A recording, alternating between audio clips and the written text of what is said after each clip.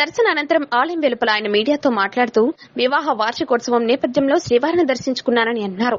4వ తేదీ వచ్చే ఫలితాల్లో సీఎంగా చంద్రబాబు కాబోతున్నారని తెలిపారు. TV9 కి కూడా ఈ విషయంలో అనుమానపడాల్సిన అవసరం లేదన్నారు. గత ప్రభుత్వ హయాంలో రాష్ట్ర అభివృద్ధి కుంటుపడిందని విమర్శలు చేశారు. వెంకటేశ్వర స్వామిని దర్శించుకొని వారు ఆ స్వామి తాలూకు ఆశీస్సులు తీసుకోవాలనే ఉద్దేశంతో ఇక్కడ రావడం జరిగింది. రెండవది ఏంటంటే రేపు 4వ తారీఖు చంద్రబాబు నాయుడు గారు ముఖ్యమంత్రి అవుతున్నారు. దాంట్లో అనుమానం లేదు, మీకు ఏం డౌట్ అవసరం లేదు. TV9 కూడా అనుమానం అవసరం లేదు. డెఫినెట్గా అవుతున్నారు. ప్రమాణ స్వీకారం చేస్తారు కంపల్సరీ ముఖ్యమంత్రిగా.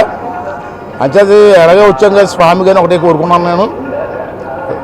గత ప్రభుత్వంలో వేరేదిలేండి, అందరూ తెలిసిందే. రాష్ట్రం సర్వనాశనం అయిపోయింది. అన్ని వర్గాల వారు కూడా నాశనం అయిపోయారు. రాష్ట్రం అభివృద్ధి అంతా కుంటుపడిపోయింది.